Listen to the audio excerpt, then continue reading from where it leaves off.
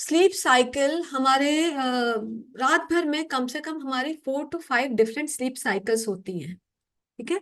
One sleep cycle कैसी होती है, इसके 4 to 5 stages of sleep cycle होती है।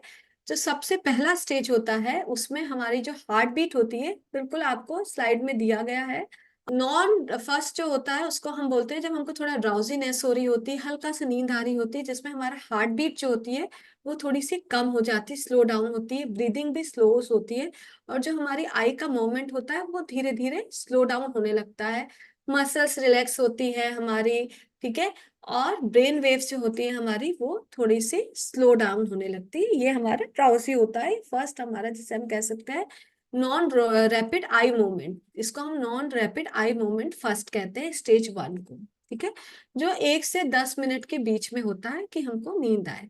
सेकेंड स्टेज में जिसे हम कहते हैं नॉन रैपिड आई मूवमेंट 2, इसमें क्या होता है आपकी हार्ट बीट एंड ब्रीदिंग और भी स्लो डाउन हो जाती है, मसल्स और ज्यादा रिलैक्स करते हैं, बॉडी का जो टेम्परेचर है आपका और कम हो जाता है, ड्रॉप करता है, और आई मूवमेंट इस समय एकदम स्टॉप हो जाता है।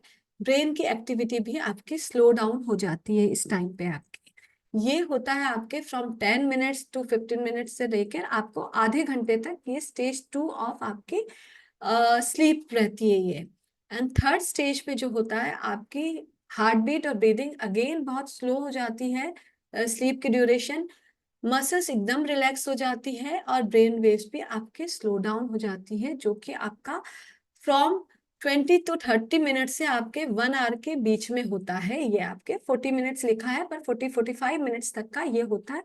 एग्जैक्टली आपको जब सोने जाते हो तो आपका थर्ड स्टेज तक आप कितनी देर में पहुंचते हो, 40 मिनट्स to 1 आवर के बीच में पहुंचते हो।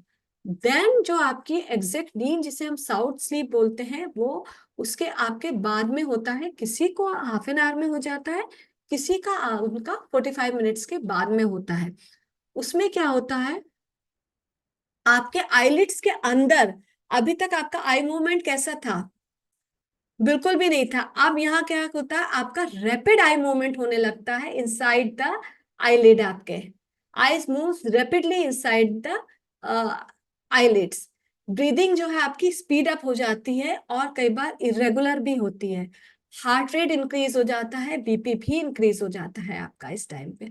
ये जो टाइम होता है इस टाइम पे डिटॉक्सिफिकेशन करते हैं आपके, अगर क्योंकि लिवर का डिटॉक्सिफिकेशन इसी समय हो रहा होता है, आपके कई सारे हार्मोन्स भी इस टाइम पे सीक्रेट हो रहे होते हैं। तो एग्जैक्टली आपको इस टाइम पे स्लीप साइकिल पे, इस टाइम पे जो 1 आवर की स्लीप होती है वहां जाना होता है। तब एग्जैक्टली आपकी जो बॉडी के रिक्वायरमेंट, जो आपकी स्लीप के टाइम पे रिक्वायर्ड होते हैं, आपके कई सारे एक्टिविटीज जो है उस टाइम पे हो रही होती हैं। इसीलिए, और ये जो होती है बीच में फिर कई बार होता है कई लोगों की स्लीप टूटती है, होती है ना, तो यानी अगेन फ्रॉम स्टेज 1 से स्टार्ट हो जाती है।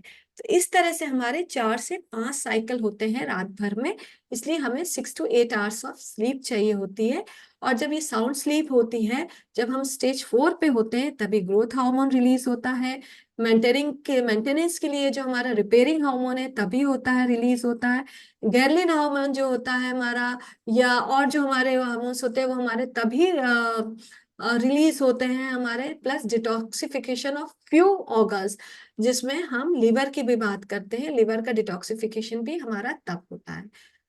तो स्लीप, साउंड स्लीप होनी बहुत ज्यादा इंपॉर्टेंट है for the growth and repair of cells as well as for the detoxification of cells. तो स्लीप क्यों इंपॉर्टेंट है? फॉर रिपेयर, ग्रोथ, डिटॉक्सिफिकेशन, इन सभी के लिए, और फॉर मेंटल, जिसे हम कहते हैं मेंटली आप स्ट्रांग रहो, उन सभी के लिए आपकी स्लीप इंपॉर्टेंट है।